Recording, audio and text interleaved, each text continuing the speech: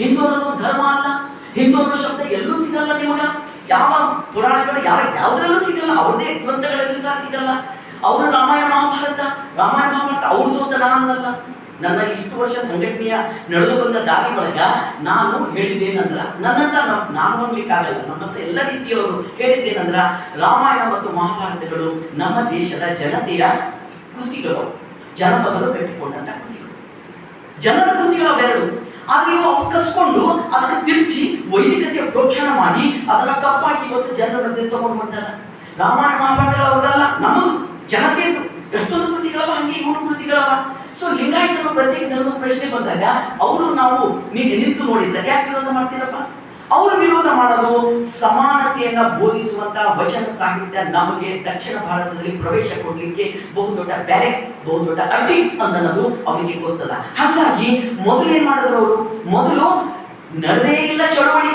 ನೀವು ತಂದು ಓದಿ ಪುಸ್ತಕಗಳು, ಯಾರ್ಯಾರಿದ್ದಾರೆ ಹೆಸರಿತ್ತಲ್ಲ, ನಾನು ಅವ್ರದ್ದೆಲ್ಲ ಅವ್ರ ಪುಸ್ತಕಗಳು ತಂದು ಹೋದ್ರಿ. ಪ್ರಜಾವಾಣಿ ದೊಡ್ಡ ಡಿಸ್ಕಷನ್ ಆಯ್ತು ಕೆಲವು ವರ್ಷಗಳ ಹಿಂದೆ. ಹೌದಾ? ಅವ್ರು ಇದನ್ನ ನಿರಾಕರಿಸ್ಲಿಕ್ಕೆ ಹೋದ್ರು. ಫಸ್ಟ್ ತಿರಸ್ಕರಿಸುವ ದಾರಿಗಳು ನೋಡಿ ಅವ್ರದೇ ಅಂತ ನಿರಾಕರಿಸ್ಲಿಕ್ಕೆ ಹೋದ್ರು. ಚಳುವಳಿ ಅನ್ನೋದಿಲ್ಲ, ಕೆಲವೇ ವಚನಗಳನ್ನು ಇಟ್ಕೊಂಡು ಜಾತಿ ವ್ಯವಸ್ಥೆ ವಿರುದ್ಧ ಅವರು ಮಾತಾಡಿದ ಹೇಳೋದು ಸುಳ್ಳು, ತಪ್ಪು, ಬೇಕಂತ ಕಟ್ಟಿಕೊಟ್ಟಾರ ಅಂತಿವೆಲ್ಲ ಹೇಳಿದ್ರು ಅದರೊಳಗೆ. ಆದ್ರೆ ಜನ ಅನೇಕ ಸಂಘಟನೆಗಳನ್ನು ಕಟ್ಟಿಕೊಂಡು ವ್ಯಕ್ತಿಗತವಾಗಿ ವಚನ ಅಧ್ಯಯನ ಮಾಡ್ತಾ ಮಾಡ್ತಾ ಅವರನ್ನ ವಿರೋಧಿಸಲಿಕ್ಕೆ ಶುರು ಮಾಡ್ತಾರೆ. ಅಂಥದ್ರಲ್ಲಿ ಬಸವ ಕೇಂದ್ರ, ಆಕ್ಚುಲಿ ನಾವೆಲ್ಲ ಕಲ್ಯಾಣದಿಂದ ಬಂದಿದ್ದೀವಲ್ಲ, ರಾಷ್ಟ್ರೀಯ ಬಸವದಳ ಒಂದು ಭಾರತೀಯ ಬಸವದಳ ಆಯ್ತು. ಭಾರತೀಯ ಬಸವದಳ ಒಂದು ಬಹಳ ಸ್ಪಷ್ಟವಾಗಿ ವಚನ ಸಾಹಿತ್ಯವನ್ನ ಜನತೆ ಮುಂದೆ ತಗೊಂಡು ಹೋಗೋದು. ಇಳಕಲ್ಲಪ್ಪ ಅವರು ನಮ್ಮಲ್ಲಿ ಬಂದಾಗ ದಿನ ಮಹಾಂತ ಜೋಡಿಗೆ ಬರ್ತಿದ್ರು, ಚಟಗಳನ್ನ ಹಾಕ್ತಾ ಇದ್ರು. ಚಟಗಳು ಹಾಕುವಾಗ ತಮ್ಮಲ್ಲಿ ಬೇರೆ ಬೇರೆ ಏನೆಲ್ಲ ಕಲ್ಲು, ಮಣ್ಣು, ಅದು ಕಟ್ಟಿಗೆ, ತಾಮ್ರ, ತಗಡು ಏನೆಲ್ಲ ತಮ್ಮ ಮೌಢ್ಯ ವ್ಯಕ್ತ ಮಾಡ್ತಿದ್ರು ಅಂಥ ಚಟಗಳೆಲ್ಲ ತಂದು ಅದ್ರೊಳಗೆ ಹಾಕಿದ್ರು ಅವ್ರ ಜೋಡಿಗೆ ಒಳಗೆ. ಯಾಕಂದ್ರೆ ವಚನಕಾರರು ಹೇಳಿದ್ದು ಸಕಲ ಜೀವರಿಗೆ ಲೇಸು ಬಯಸೋದನ್ನ ಅವರು ಇದು ಮಾಡಿದ್ರು. ಸೊ ಇಂಥದ್ದು ಕ್ರಮೇಣ ಅವರು ವಚನ ಸಾಹಿತ್ಯದ ಒಳಗಿನ ನಿಜ ತತ್ವವನ್ನ, ಸಕಲ ಜೀವರಿಗೆ ಲೇಸು ಬಯಸುವ ತತ್ವವನ್ನ ಮುನ್ನೆಲೆಗೆ ತಂದ್ರು. ಅವ್ರಿಗೆ ಗೊತ್ತಾಯ್ತು ನಮಗೆ ಎಂಟ್ರಿ ಸಿಗಲ್ಲ. ಇಮಿಡಿಯೇಟ್ ಯೂಟರ್ನ್ ನೋಡಿದ್ರು. ಹೆಂಗ್ ಯೂಟರ್ನ್ ನೋಡಿದ್ರು? ಅದರೊಳಗೆ ಕರ್ನಾಟಕ ಗೌರ್ಮೆಂಟ್ ಒಂದು ಬಸವ ಸಾಂಸ್ಕೃತಿಕ ನಾಯಕ ಬಸವಣ್ಣ ಅಂತ ಘೋಷಣೆ ಮಾಡಿ ಅವ್ರಿಗೆ ಗೊತ್ತಾಯ್ತು ರಾಜಕೀಯವಾಗಿ ನಾವು ವಿಫಲ ಆಗ್ತೀವಿ. ರಾಜಕೀಯವಾಗಿ ಹಿಂದೆ ಹೋಗ್ಬಿಟ್ರೆ ಸಂಪತ್ತು ಸಿಗಲ್ಲ, ರಾಜಕೀಯವಾಗಿ ಹಿಂದೆ ಹೋದ್ರೆ ಸಮಾಜ ಮೇಲೆ ನಿಯಂತ್ರಣ ಇರಲ್ಲ. ಅದೇ ಮುಖ್ಯ. ಲೂಟಿಗೆ ಕೇಂದ್ರ ರಾಜಕೀಯ ಮಾಡ್ಕೊಂಡ್ಬಿಟ್ಟಾರೆ, ಲೂಟಿಗೆ ಕೇಂದ್ರ ಆಗಿ ಎಲ್ಲರ ಮೇಲೆ ಕಬ್ಜಾ. ಅವ್ರ ಮನಸ್ಸಿಗೆ ಬಂದಾಗ ಮಾಡ್ಬೋದಲ್ಲ. ಈಗ ಅದಕ್ಕೆ ಪಾಲಿಸಿ ಮೇಕಿಂಗ್ ಪ್ಲೇಸ್ ಅಲ್ಲಿ ಕೂತ್ ಕೂಡಲೇ ತಮ್ಮ ಮನಸ್ಸಿಗೆ ಬಂದಾಗ ಮಾಡ್ಬೋದಲ್ಲ. ಹಾಗೆ ಅವ್ರಿಗೆ ಮೊದಲು ಅಧಿಕಾರ ಹಿಡಿದ್ವಿ. ಆದ್ರೆ RSS ಅಧಿಕಾರ ಮಾತ್ರ ಹೇಳಲ್ಲ, RSS ವಿಚಾರವನ್ನ ಜನ ತಲೆಗೆ ಹಾಕಿ. ಹಂಗಾಗಿ ನಮ್ಮ ಮಕ್ಕಳ ತಲೆಯನ್ನ ತಗೊಂಡವರು ಹಿಂದೂ ಹಿಂದೂ ಹಿಂದೂ ಅನ್ನೋದನ್ನ ಸೇರಿಸಿ. ಹಿಂದೂ ಅನ್ನೋದು ಒಂದು ಧರ್ಮ ಅಲ್ಲ ಹೀಗಾಗಿ ಸುಪ್ರೀಂ ಕೋರ್ಟ್ ಇದೆ. ಪ್ರಧಾನಮಂತ್ರಿ ಅವರು ಒಪ್ಕೊಂಡ್ರ, ಬೇರೆ ಎಲ್ಲರೂ ಒಪ್ಕೊಂಡ್ರ ಹಿಂದೂ ಅನ್ನೋದು ಒಂದು ಧರ್ಮ ಅಲ್ಲ ಅಂತ ಹೇಳಿ. ಮತ್ ಅಲ್ಲ ಅಂದ್ರೆ ಯಾಕೆ ಜನರ ಬಗ್ಗೆ ತಗೊಂಡ್ ಹೊಂಟಿರಪ್ಪ? ಜನರದ್ದು ವಿವಿಧ ಆಚರಣೆ ನಂಬಿಕೆಗಳು ಬಿಟ್ಟಾಕ್ರಿ. ಅವ್ರನ್ನ ಯಾವಾಗ ಪ್ರಶ್ನೆ ಮಾಡೋದು ಏನಂತ, ನಿಮ್ಮ ಹಣೆಯಲ್ಲಿರೋ ಕುಂಕುಮದ ನಮ್ಮದು ಅಂದ್ರೆ ನಾವ್ ಹೇಳಿದ್ರೆ ನೀವು ನಮ್ಮ ದೇಶದವರೇ ಅಲ್ಲ. ಫಸ್ಟ್ ಆಫ್ ಆಲ್ ನೀವು ನಮ್ಮ ತತ್ವ ಸಿದ್ಧಾಂತವರೇ ಅಲ್ಲ. ನನ್ನ ಸೀರೆ, ನನ್ನ ಕುಂಕುಮ, ನನ್ನ ಉಡಿಗೆ, ನನ್ನ ತೊಡಿಗೆ, ನನ್ನ ಪ್ರತಿಯೊಂದು ನನ್ನ ನೆಲದ ಜನತೆಯ ಜೊತೆಗೆ ಬೆಳೆದು ಬಂದೋಗಿದ್ದೀವಿ ನಾವೆಲ್ಲ. ನೀವು ಸೀರೆ ಹುಟ್ಟಿದಿರಲ್ಲ, ನೀವು ಇರ್ಕಲ್ ಸೀರೆ ಹಾಕ್ತಿರಲ್ಲ, ನೀವು ಕುಂಕುಮ ಇಟ್ಟಿರಲ್ಲ, ಅದೆಲ್ಲ ಹಿಂದೂ. ನೀವು ಹಿಂದೂ ಅನ್ನೋ ಶಬ್ದ ಬಂದಿರದೆ ಮಾತಾಡಬೇಕಿದ್ರೆ ಬಂದು ಹಿಂದೂ ಅನ್ನೋ ಶಬ್ದ ಬಂದಿರದೆ VD ಸಾವರ್ಕರ್ ದ್ವಿರಾಷ್ಟ್ರ ಸಿದ್ಧಾಂತ ಪುಸ್ತಕದ ಮೂಲಕ ಬಂದಿದೆ ಅಷ್ಟೇ. ಅದಕ್ಕೂ ಮೊದಲು ಇದ್ದಿದ್ದು ವಿವಿಧ ರೀತಿಯ ಆಚರಣೆ ನಂಬಿಕೆಗಳು ಎಲ್ಲವೂ ಸಹಿತ. ಅದ್ರ ಮೇಲೆ ನಿಂದೇನು ಹಾಕು? ನಮ್ಮ ದೇಶದಲ್ಲಿ ಋಷಿ ಸಂಸ್ಕೃತಿ ಮತ್ತು ಕೃಷಿ ಸಂಸ್ಕೃತಿ ಅಂತ. ಕೃಷಿ ಸಂಸ್ಕೃತಿಯ ಮೂಲಕ, ಕೃಷಿಯ ಮೂಲಕ, ಶ್ರಮ ಸಂಸ್ಕೃತಿ ಮೂಲಕ ಇಡೀ ಜಗತ್ತನ್ನ ಪಡೆದವರು, ದೇಶವನ್ನು ಪಡೆದವರು ನಮ್ಮ ರೈತರು, ನಮ್ಮ ಕೂಲಿ ಕಾರ್ಮಿಕರು, ನಮ್ಮ ದುಡಿಮೆಗಾರ ಜನತೆ. ಸೊ ಹೀಗಿದ್ದಾಗ ಇದನ್ನೆಲ್ಲ ನಂದು ನಂದು ಅಂತ ಅಂದ್ರೆ ಭೂಮಂಡಲವೇ ನಂದು ಅಂದ್ರಪ್ಪ ಅಂತ ನಾವು ಹೇಳ್ತೀವಿ. ನೀ ನಮ್ದಲ್ಲ, ಇವ್ರು ನಮ್ಮದು ಅಂತ ಹೇಳ್ತಾರೆ. ಹಂಗಾಗಲ್ಲ. ಇವಾಗ ನಮ್ಮ ಸಂವಿಧಾನದೊಳಗ ಹೇಗೆ ಜೈನ ಪ್ರತ್ಯೇಕ ಧರ್ಮ ಕೊಟ್ಟಿದ್ದೀರಿ, ಆ ಪ್ರಕಾರ ಲಿಂಗಾಯತ ಅನ್ನೋದಕ್ಕೆ ಅನೇಕ ವರ್ಷದಿಂದ ಆಚರಣೆ ಅದ. ಧರ್ಮ ಗ್ರಂಥ ಅದ, ವಚನ ಧರ್ಮ ಗ್ರಂಥ, ಧರ್ಮಗುರು ಬಸವಣ್ಣ ಮತ್ತೆಲ್ಲ ಶರಣರು 770 ಅಮರಗಣಗಳು ಎಲ್ಲರೂ ಸೇರ್ಕೊಂಡು ನಮ್ಮದೇ ಒಂದು ಆಚರಣೆ ನಂಬಿಕೆಗಳನ್ನ ಮಾಡ್ಕೊಂಡು ಬಂದಿದ್ದದ. ಸಂವಿಧಾನದ ಪ್ರಕಾರ ಪ್ರತ್ಯೇಕ ಧರ್ಮಕ್ಕೆ ಎಲ್ಲ ರೀತಿಯ ಹಕ್ಕುಗಳ ವೀರಶೈವವನ್ನು ಕಂಟಕ ತಂದಿದ್ದೀರಿ. ಹಕ್ಕುಗಳ. ಆದ್ರೆ ನೀವು ಇವ್ರು ಹಿಂಗೆ ಬಿದ್ದಿರ್ಬೇಕು, ಬಡತನದ ಬಿದ್ದಿರ್ಬೇಕು, ಎಲ್ಲೇ ಒದ್ದಾಡ್ಬೇಕು, ನಮ್ಮ ಸೇವಕರಾಗಿರ್ಬೇಕು, ವರ್ಣ ವ್ಯವಸ್ಥೆ ಚಿಡಿ ಅವಲ್ರಿ, ಆ ಚಿಡಿ ಒಳಗೆ ಅಲ್ಲೇ ಕೆಳಗೆ ಬಿದ್ದಿರ್ಬೇಕು, ಇವ್ರು ಸಮಾನತೆ ಬಂದ್ಬಿಟ್ರು ಅಂತ ಹೇಳಿದ್ರ ನಾವು ಹೊಡ್ಕೊಳ್ತಿನ ತುಪ್ಪ ಬೆಣ್ಣೆ ಹೊಡಿಯೋ ದುಡಿಲಾರ್ದೆ ದುಃಖ ಪಡ್ಲಾರ್ದೆ ಅಲ್ಲಿಟ್ಟು ತಂಬಿಟ್ಟು ಹೊಡೆದು ಮ್ಯಾಲ ಕೂತು ಮಜಾ ಮಾಡೋದು ಏನಂದ್ರೆ ಕೆಲವೇ ಜನ ಸೇರ್ಕೊಂಡು ಇದು ತಪ್ಪು ಹೋಗ್ತದ ಅನ್ನೋ ಸಲುವಾಗಿ ಭ್ರಾಂತಿ ಎಂಬ ತಾಯಿಯ ಜೋಗುಳವನ್ನ ಅವರೆಲ್ಲ ಕಡೆ ಆರಂಭ ಮಾಡಿ ಇದನ್ನ ತಿಟ್ಟರಿಸ್ಲಿಕ್ಕ, ಇದನ್ನ ಪ್ರಶ್ನಿಸ್ಲಿಕ್ಕ, ಇದನ್ನ ಹಿಮ್ಮೆಟ್ಟಿಸ್ಲಿಕ್ಕ ಬಹುದೊಡ್ಡ ನಮಗೆ ಶಕ್ತಿ ಯಾವುದು ಅಂದ್ರ ವಚನಕಾರತೆ ನಮ್ಮ ಶಕ್ತಿ. ನಾವು ಜೀವ ಕೊಡ್ತೀವಿ, ಆದ್ರೆ ನಿಮ್ಮ ಈ ಅಸಮಾನತೆ ಕ್ರೂರ ಸಿದ್ಧಾಂತವನ್ನ ನಾವು ಒಪ್ಪಲ್ಲ. ನಿಮ್ಮ ಕ್ರೂರ ಸಿದ್ಧಾಂತ ಒಪ್ಪಿದ್ರ ನಮ್ಮ ಹೆಣ್ಮಕ್ಳನ್ನ ಕಸ ಹೊಡೆಯುವ ಕಾಯ್ದೆಯ ಸತ್ಯಕ್ಕ ಸಂಕವೇ ಇವರೆಲ್ಲ ಬಂದು ಅನುಭವ ಮಂಟಪ ಅಂದ್ರೆ ಬಯಲೇ ಅನುಭವ ಮಂಟಪ, ಕಟ್ಟಡ ಅಲ್ಲ, ಸ್ಥಾವರ ಕಲಿಯುವಂತ ಜಂಗಮ ಕಲಿಯಿಲ್ಲ. ಬಯಲಲ್ಲಿ ನಿಂತು ಒಂದು ವಚನ ಹೇಳಿದ್ರ ಅಲ್ಲಮ್ಮ ಪ್ರಭುದೇವರು ಕೆಳಗಿಳಿದು ಬಂದು ನಮೋ ನಮೋ ತಾಯಿ ನಿನಗಿಂತ ಜ್ಞಾನಿಗಳು ಉಂಟೆ ಅಂತ ಹೆಣ್ಮಕ್ಳನ್ನ ನಮೋ ನಮೋ ತಾಯಿ. ಹೆಣ್ಣು ಅನ್ನುವ ನಮ್ಮೊಳಗಿನ ಕೀಳರಿಮೆಯ ಭಾವವನ್ನ ಕಿತ್ತಾಕಿ ನಾವೆಲ್ಲ ಜೀವಿಗಳು ಅನ್ನೋದು ಒಂದು ವೈಜ್ಞಾನಿಕ ಭಾವವನ್ನ ನಮ್ಮೊಳಗೆ ತುಂಬಿದ ಸಾಹಿತ್ಯ. ನೀವು ನಿಮ್ಮ ಅಸಮಾನತೆಯನ್ನು ತಂದು ಹಾಕ್ತೀರಿ. ದೇವದಾಸಿ ಮಾಡಿದ್ಯಾನು? RSS ನವ್ರಿಗೆ ಕೇಳ್ತೀವಿ, ದೇವದಾಸಿ ಮಾಡಿದ್ಯಾನು? ಹೆಣ್ಣು ಕನಿಷ್ಠ ಅಂದಿದ್ಯಾನು? ಹೆಣ್ಣನ್ನ ನರಕ ಅಂದಿದ್ಯಾನು? ಮನುಸ್ಮೃತಿಯ 9ನೇ ಅಧ್ಯಾಯದಲ್ಲಿ ಸ್ತ್ರೀಯನ್ನ ಜಗತ್ತಿನಲ್ಲಿ ಯಾವತ್ತೂ ಇಂಥದ್ದಿಲ್ಲ, ನಮ್ಮಲ್ಲಿ ಮಾತ್ರ ಇವರು ಮನುವಾದಿಗಳು ಸೇರ್ಕೊಂಡು ಕೊಟ್ಟಿರೋ ಸಾಹಿತ್ಯ ಯಾವುದದು? ಮನುಸ್ಮೃತಿ. ಕಾಲ ಕಾಲಕ್ಕೆ ಬೇರೆ ಬೇರೆಯವರು ಸೇರ್ಕೊಂಡು ಬರ್ತಿರೋದು ಅದರಲ್ಲಿ 9ನೇ ಅಧ್ಯಾಯದಿಂದ ಮಹಿಳೆ ಸಂಬಂಧಪಟ್ಟಾಗ ಬರ್ತದೆ, ಅದಕ್ಕೂ ಮೊದಲು ಶೂದ್ರ ಸಂಬಂಧಪಟ್ಟಾಗ ಬರ್ತದೆ. ಎಲ್ಲರೂ ನೀವು ಓದ್ಬೇಕಾದ್ರೆ ದಯವಿಟ್ಟು ಶತ್ರುವನ್ನು ಅರ್ಥ ಮಾಡ್ಕೊಳ್ಬೇಕಾ? ಗುಹೇಶ್ವರನೆಂಬ ಜ್ಞಾನ ಲಿಂಗ ನಮಗೆ ಒಲಿಬೇಕಾ? ಅರಿವು ನಮ್ಮೊಳಗೆ ಬರ್ಬೇಕಾ? ಅಂದ್ರೆ ಓದ್ರಿ ಅದನ್ನ. ಏನ್ ಹೇಳ್ತಾರೆ ಅದರಲ್ಲಿ? ಸ್ತ್ರೀ ಜನ್ಮ ಜಾತೆ ಚಂಚಲ, ನ ಸ್ತ್ರೀ ಸ್ವಾತಂತ್ರ್ಯ ಅಲ್ಲ, ಅವಳು ಸ್ವಾತಂತ್ರ್ಯ ಕಾರಣಿಲ್ಲ. ಯಾಕಂದ್ರ ಅವಳು ಬೇಸಿಕಲಿ ಚಂಚಲೆ. ಆದ್ದರಿಂದ ಆಕೆನಲ್ಲಿ ಒಂಟಿಯಾಗಿ ಬಿಡಬೇಡಿ. ನ ಸ್ತ್ರೀ ಸ್ವಾತಂತ್ರ್ಯ ಮಾಡಂತಿ, ಅವಳಿಗೆ ಒಂಟಿಯಾಗಿ ಬಿಡಬೇಡಿ, ಅವಳು ಸ್ವಾತಂತ್ರ್ಯ ಕಾರಣ. ಯಾಕ? ಒಂದು ಗಂಡನ್ನ ನೋಡಿದ್ರೆ ಸಾಕು, ಅವಳು ಕೂಸಿರ್ಬೋದು, ಮುದುಕಿ ಇರ್ಬೋದು, ಜನರಂತ ಜಾರಿ ಬಿಡ್ತಾಳೆ. ಅದಕ್ಕಾಗಿ ಬೇಸಿಕಲಿ ಸ್ತ್ರೀ ಜನ್ಮ ಜಾತೆ ವ್ಯಭಿಚಾರಿ ಅನ್ನುವ ಶಬ್ದ ಬಳಸಿದ್ದು ಯಾವ್ದಾದ್ರು ಇದ್ರ ಈ RSS ಮನುಸ್ಮೃತಿ. RSS ಮನುಸ್ಮೃತಿ ಬಗ್ಗೆ ಮಾತಾಡ್ಲಿಕ್ಕೆ ನಾವು ಇವತ್ತಿರ್ತೀವಿ, ನಾಳೆ ಸಾಯ್ತೀವಿ. ಯಾರ ಒಳಗೆ ಈ ನನ್ನ ಜೊತೆ ಒಂದು ಅಸಮಾನತೆ ನಡೆದ್ರ, ನನ್ನ ಮೇಲೆ ಅತ್ಯಾಚಾರಗಳು ನಡೀಲಿ ಅಂತ ಯಾರಾದ್ರೂ ಬಯಸ್ತೀವ? ನನ್ನ ಜೊತೆ ಅಸಮಾನತೆ ನಡೀಬೇಕು ಅಂತ ಬಯಸ್ತೀವ? ನಾನು ಮುನ್ಬಾರ್ದು ಉಪವಾಸ ಬಿದ್ದು ಹುಳುವಿನಂಗೆ ಸಾಯ್ಬೇಕು ಅಂತ ನಾವು ಬಯಸ್ತೀವ? ಯಾರಾದ್ರೂ ಇಲ್ಲ. ಬರಲಿ ಗಂಡಸು ನನ್ನ ಹೊಡಿಲಿ ಬೇಕಾದಷ್ಟು ಬಯಸ್ತೀವ?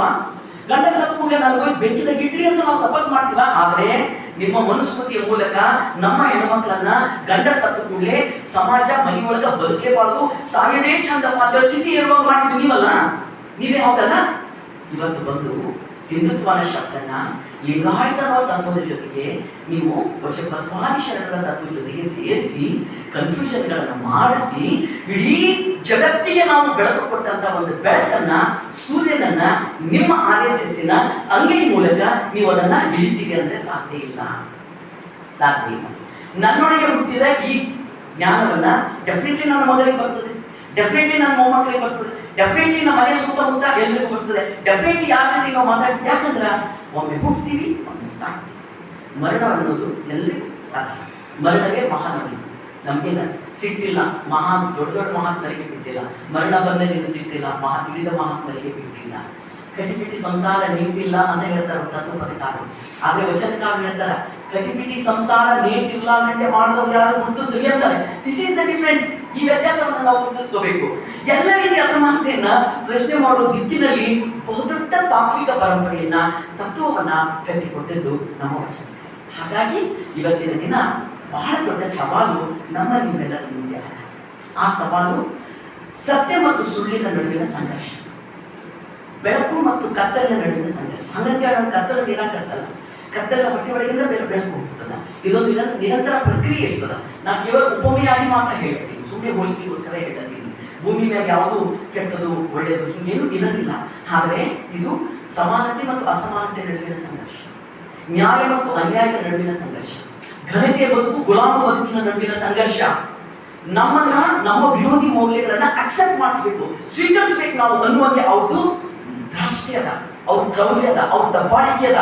ಕೆಲವೇ ಜನ ಅಲ್ಲ, ಅವ್ರು ಬಹಳ ಜನ ಇಲ್ಲ, ಕೆಲವೇ ಜನ ಅಲ್ಲ. ಆದ್ರೆ ನಮ್ಮೆಲ್ಲ ಕಾಯಕ ಜೀವಿಗಳನ್ನ 770 ಗಣಗಳನ್ನ ಅಜ್ಞಾನವೆನ್ನುವ ತೊಟ್ಟಿನೊಳಗೆ ಹಾಕಿ ಭ್ರಾಂತಿ ಎನ್ನುವ ತಾಯಿ ಮೂಲಕ ಜೋಗಳನ್ನ ಅವರು ತೂಗಿಸ್ತಾ ಇದ್ದಾರೆ. ಸೊ ಇದನ್ನ ನಾವು ಅರ್ಥ ಮಾಡ್ಕೊಳ್ಬೇಕು. ಹಾಗಾಗಿ ಇವತ್ತಿನ ದಿನ ನಾವು ನೀವು ಎಲ್ಲರೂ ಸಹಿತ ನಮ್ಮ ಮುಂದೆ ಇರುವ ಬೆಳಕು ಯಾವುದು ಅಂದ್ರೆ ಅದು ಬಸವಣ್ಣ.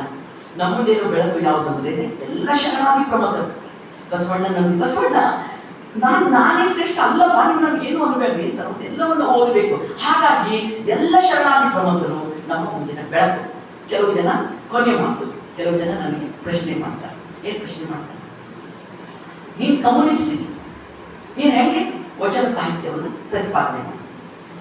ಹಾಗೆ ಪ್ರಶ್ನೆ ಮಾಡೋರಿಗೆ ನಾನು ಒಂದು ಮಾತು ಹೇಳ್ತೀನಿ. ಏನಂತ, ಇಡೀ ಜಗತ್ತಿನ ಸಮಾನತೆಯೊಂದಿಗೆ ಸಂಬಂಧ ಹಿಡ್ಕೊಳ್ಳುವಂತ ಪರಂಪರೆಯನ್ನು ಕೊಟ್ಟಿದ್ದು ನಮ್ಮ ವಚನಕಾರ. ಅಲ್ಲೇನೋ ಇರುವಂತ ಚೆಗುವಿನ ಒಂದು ಮಾತು ಹೇಳ್ದ. ಏನ್ ಹೇಳ್ದ? ಅವನು ಡಾಕ್ಟರ್ ಆಗ್ಬೇಕಾಗಿತ್ತು, ಮೋಟರ್ ಸೈಕಲ್ ಹಾಕೊಂಡು ಓಡಾಡ್ತಾನೆ ಎಲ್ಲ ಕಡೆ. ಅಯ್ಯೋ ಯಾಕೆ ಬರ್ತಾನದ, ಯಾಕೆ ಸಮಾನತೆ ಅದ, ಯಾಕೆ ರೋಗಿಷ್ಠರ, ಕೆಲವೇ ಜನ ಆರಾಮದ, ಉಳಿದ ಜನ ಯಾಕೆ ಇಷ್ಟ ಕಷ್ಟದಾಗರ ಅಂದು ಅವನು ದೊಡ್ಡ ಹೋರಾಟವನ್ನೇ ಮಾಡ್ತಾನೆ. ಕೊನೆಗೆ ಇದೇ ಅಮೆರಿಕನ್ ಸಾಮ್ರಾಜ್ಯಕ್ಕೆ ಆತನ ಕೊಲೆ ಮಾಡ್ತಾನೆ. ಯಾರಿಗೆ? ಚೆಗುವೆರ ಏನ್ ಹೇಳ್ತಾನ ಅಂತ ಕೇಳಿದ್ರ, ನಮ್ಮ ಹೆಂಡತಿ ಕೇಳ್ತಾನೆ, ನಾನು ಸೋತ ಮನೆಗೆ ಬರೋದಿಲ್ಲ, ಯಾವತ್ತೂ ಬರೋದಿಲ್ಲ, ನಾನು ಸಾಯ್ತೀನಿ ಆದ್ರೆ ಸೋಲೋದಿಲ್ಲ. ಯಾಕ? ಶತ್ರುವನ್ನ ಸರಿಯಾಗಿ ಗುರುತಿಸಿದೆ. ಆ ಶತ್ರುವನ್ನ ನೀವು ಹಿಮ್ಮೆಟ್ಟಿಸಬೇಕಾದ್ರೆ ಏನ್ ಮಾಡ್ಬೇಕು? ಜಗತ್ತಿನ ಎಲ್ಲ ನೀವು ಈ ಸಮಾನತೆ ಬಯಸುವ ಜನ ಒಂದಾಗ್ಬೇಕು. ನೀವು ನಿಂತ ಜಾಗದಲ್ಲಿ ಒಬ್ಬ ಹೆಣ್ಮಗಳ ಮೇಲೆ ಅನ್ಯಾಯ ನಡೆದ್ರ, ಛೇ ನಡಿಬಾರ್ದು, ಯಾಕೆ ಅನ್ಯಾಯ ಮಾಡ್ತೀವಿ, ತಪ್ಪು ಇದು ಅಂತ ಹೇಳಿದ್ರ ನೀನನ್ನ ಸಂಗಾತಿ ಅಂತ ಚೆಗುವೆರ. ಬಸವಣ್ಣ ಹೇಳಿದ್ದೇನು? ಶರಣರು ಹೇಳಿದ್ದೇನು? ಬೇರೆಯವರೆಲ್ಲ ಹೇಳಿದ್ದೇನು? ನನಗೆ ಚೆಗುವೆರ ಹೇಳಿದ ಮಾತಿಗೂ ಶರಣಾದಿ ಪ್ರಮುಖರು ಹೇಳಿದ ಮಾತಿಗೂ ಯಾವ ವ್ಯತ್ಯಾಸ ನನಗೆ ಕಾಣ್ತೀವಿ ಮಾತ್ರ ಅಲ್ಲ. ನೀವು ಲೆನಿನ್ ರಷ್ಯಾದಲ್ಲಿ ಬಹಳ ದೊಡ್ಡ ಬದಲಾವಣೆ ಅಂತ ವಿಮರ್ಶೆಗಳು, ರಾಜಕೀಯ ವಿಮರ್ಶೆಗಳು ಬೇರೆ ನನ್ಗೆ. ಆದ್ರೆ ಮೂಲಭೂತ ಒಂದು ಸಿದ್ಧಾಂತ ಇರ್ತದಲ್ಲ, ಒಂದು ಸಮಾನತೆ ಸಿದ್ಧಾಂತ, ಒಂದು ಪಾಯ ಇರ್ತದೆ ನೋಡಿ ಒಂದು ಬಿಲ್ಡಿಂಗಿಗೆ. ಅದು ಪಾಯ ಅಲಗಾಡದಿತ್ತು ಅಂದ್ರೆ ಅಲಗಾಡ್ತದೆ, ಅಥವಾ ಪಾಯ ಇರ್ತದಲ್ಲ, ಮೂಲ ಸಿದ್ಧಾಂತ ಏನದು? ಸಮಸ್ತ ಭೂಮಿ ಮೇಲೆ ಇವತ್ತಿನ ಡೆವಲಪ್ಮೆಂಟ್ ಆಗಿರೋದು ದುಡಿಯುವ ವರ್ಗದ ಜನತೆ. ಈ ದುಡಿಯುವ ವರ್ಗದ ಜನತೆ ಶ್ರಮವನ್ನ ಲೂಟಿ ಮಾಡಿ ಕೆಲವೇ ಜನ ಆರಾಮ್ ಮಜಾ ಮಾಡ್ತಿದ್ದಾರೆ ಅಂತ ಗುರುತಿಸಿದ್ರೇನು? ಅದಕ್ಕಾಗಿ ಬಹುದೊಡ್ಡ ರಾಜಕೀಯ ಆರ್ಥಿಕ ಎಲ್ಲ ತಂತ್ರಗಾರಿಕೆಯನ್ನ ಮಾಡಿ ಜನತೆಯನ್ನ ಸಂಘಟಿಸಿ, ಇದೇ ದುಡಿಯುವ ವರ್ಗದ ಜನವನ್ನ ಸಂಘಟಿಸಿ ಬಹುದೊಡ್ಡ ಹೋರಾಟವನ್ನು ಮಾಡಿದ್ರು. ನನಗೆ 12ನೇ ಶತಮಾನದಲ್ಲಿ ಬಿಲ್ಡಿಂಗ್ ಇದ್ದಿಲ್ಲ, ಅನುಭವ ಮಂಟಪದೊಳಗೆ ಸೇರಿದ ನಮ್ಮ ಶರಣರು ಜಾತಿ ಬಿಟ್ಟು ಮನುಷ್ಯನ ಮದುವೆ ಮಾಡಿದ ಅಂತರ್ಜಾತಿ ಅನ್ನೋದು. ನಾನು ಸಹ ಜಾತಿ ಬಿಟ್ಟು ಮದುವೆ ಆಗಿದ್ದೆ. ನನಗೆ ಧೈರ್ಯ ಅದ, ಭಾಳ ಮೊನ್ನೆ ಯಾರು ಮಾತಾಡ್ತಿದ್ರು ಅಂತ, ಕಲ್ಯಾಣದವರೇ ನೀವು ಕಲ್ಯಾಣಕ್ಕೆ ಹೆಂಗ್ ಬರ್ತೀರಿ ಅಂತ ಯಾರು ಮಾತಾಡ್ತಾರೆ. ಕಲ್ಯಾಣ ಅನ್ನೋದು ಸ್ಥಾವರ ಅಲ್ಲ. ನನ್ ಕೇಳಿದ್ರೆ ಕಲ್ಯಾಣದಲ್ಲಿ ನಾನು ಹುಟ್ಟಿದ್ದೀನಿ, ನಾನು ಹುಟ್ಟಿದ್ದೀನಿ, ನನ್ನೂರಿಗೆ ನಾ ಬರ್ತೀನಿ ಅಂತ ನಾನು ಹಂಗ ಅನ್ನೋದಿಲ್ಲ. ನಾನು ಹೇಳೋದು ಕಲ್ಯಾಣ ಅನ್ನೋದು ಜಗತ್ತು. ಕಲ್ಯಾಣ ಜಗತ್ತಿಗೆ ಸಂಬಂಧಪಟ್ಟದ್ದು. ಅಲ್ಲಿದ್ದವ್ರು ಯಾರು ಬಸವಣ್ಣನ ವಚನಗಳನ್ನ ವಿರೂಪಗೊಳಿಸುವ ಸಲುವಾಗಿ ನಾವು ಮಾಡುವಂತ ಕೆಲಸವನ್ನೇ ನಾವು ಹಿಡಿತೀವಿ. ಅನುಭವ ಮಂಟಪದ ಮೇಲೆ ಕಬ್ಜಾ ನಾವು ಮಾಡ್ತೀವಿ ಅದು ಅಂತ ಹೇಳಿದ್ರೆ ನೋ. ಕಲ್ಯಾಣ ಅನ್ನುವ ಬೆಳಕು ಜಗತ್ತಿಗೆ ಸಂಬಂಧಪಟ್ಟದ್ದು. ಇಲ್ಲಿ ರಾಯಚೂರಿನೊಳಗೆ ಕೂತು ನೀವು ವಚನ ಚಳವಳಿಯನ್ನು ಉಳಿಸುವ ಸಹ, ಆ ವಚನ ಚಳವಳಿ ಅಂದ್ರೆ ಏನು? ನಮ್ಮದೇ ಬದುಕು, ನಮ್ಮ ಬದುಕನ್ನ, ನಮ್ಮ ಮಕ್ಕಳ ಬದುಕನ್ನ, ನಮ್ಮ ಮೊಮ್ಮಕ್ಕಳ ಬದುಕನ್ನ ಸಮಾನತೆ ಘನತೆ ಹಂಗೆ ಬದುಕಬೇಕು. ನಮ್ಮ ಕಣ್ಣು ಮುಂದೆ ನಮ್ಮ ಮೊಮ್ಮಕ್ಕಳು ಈ ಮನುಸ್ಮೃತಿ ಇದರಲ್ಲಿ ಬಿದ್ದು ಹುಳುಗಳಾಗಬಾರ್ದು, ಗುಲಾಮರಾಗಬಾರ್ದು, ನರಕದಂತಹ ಕಷ್ಟ ಅನುಭವಿಸಬಾರ್ದು ಅಂತ ನಮಗಲ್ಲ. ಅದಕ್ಕೆ ನಾವು ವಚನ ಸಾಹಿತ್ಯ ಅಪ್ಕೊಂಡಿದ್ದೀವಿ, ಒಪ್ಕೊಂಡಿದ್ದೀವಿ. ನೀವು ಯಾರನ್ನ ಪ್ರಶ್ನೆ ಮಾಡೋದು? ಯಾರು ಪ್ರಶ್ನೆ ಮಾಡೋದು? ವಚನ ಸಾಹಿತ್ಯ ಇಂಥದ್ದವ್ರು ಮಾತ್ರ ಅಂತ ನೆನಪು. ವಚನ ಸಾಹಿತ್ಯ ಜಗತ್ತಿಗೆ ಎಲ್ರಿಗೂ ಸಂಬಂಧಪಟ್ಟಂತ ಸಾಹಿತ್ಯ. ಸೊ ನಾನು ನಮ್ಮ ಸೆಂಟ್ರಲ್ ಕಮಿಟಿ ಮೀಟಿಂಗ್ ಹೋದಾಗೆಲ್ಲ ನಮ್ಮದು ಈ ಧಾರವಾಡದ ಸೋಮಣ್ಣ ನಡಕಟ್ಟಿ ಅಣ್ಣ ಅವರು ಒಂದು ಪುಸ್ತಕ ತಂದಿದ್ರು. 6 ಭಾಷೆ ಒಳಗೆ ವೇದಕ್ಕೆ ವರೆಯ ಕಟ್ಟುರಿ, ಹೆಸರೇ ಅದು, ದೊಡ್ಡ ಸೈಜ್ ಪುಸ್ತಕ. ವೇದಕ್ಕೆ ವರೆಯ ಕಟ್ಟುರಿ 6 ಭಾಷೆ, ಪಂಜಾಬಿಯಿಂದ ಹಿಡ್ಕೊಂಡು ಉರ್ದು, ಮರಾಠಿ, ಇಂಗ್ಲಿಷ್ ಎಲ್ಲವೂ ಇತ್ತು. ಪ್ರತಿ ಸಾರಿ ಇವತ್ತಿಗೂ ನಮ್ಮ ಲೈಬ್ರರಿ ಒಳಗೆ ಪ್ರತಿ ಸಾರಿ ಆ ಪುಸ್ತಕ ಹಿಡ್ಕೊಂಡು ನಾವು ಬೇರೆ ಬೇರೆ ರಾಜ್ಯದ ಬಂದವರಿಗೆ ಕೊಡ್ತಿದ್ದ. ಇದು ನಾನು ಹುಟ್ಟಿ ಬೆಳೆದ ನನ್ನ ಕಲ್ಯಾಣ, ಇದು ನಮ್ಮ ಕರ್ನಾಟಕ, ಇದು ನೀವೆಲ್ಲರೂ ಎಲ್ಲಿಂದ ಕಲ್ತ್ಕೊಂಡಿದ್ದೀವಿ ಅಂದಿರಲ್ಲ, ಅದಕ್ಕೂ ಮೊದಲು ನಾವು ಕಲ್ತ್ಕೊಂಡಂಥದ್ದು ಇದು ನಿಜವಾದ ಸಿದ್ಧಾಂತ. ಈ ಸಿದ್ಧಾಂತ ಕೆಲವೊಬ್ಬರು ಕೈವಶ ಅಲ್ಲ, ಸಮಾನತೆ ಬಯಸೋರು ಎಲ್ಲರಿಗೂ ಸಿದ್ಧಾಂತ. ಇದ್ರ ಮೇಲೆ ಯಾರು ಕಬ್ಜಾ ಸಾಧ್ಯ ಇಲ್ಲ. ಇದು ಬಯಲ ಬೆಳಕು, ಬಯಲ ಸಿದ್ಧಾಂತ. ಬಯಲಿಗೆ ಯಾವ ಜೈಲಲ್ಲಿ ಇಡ್ತೀರಿ?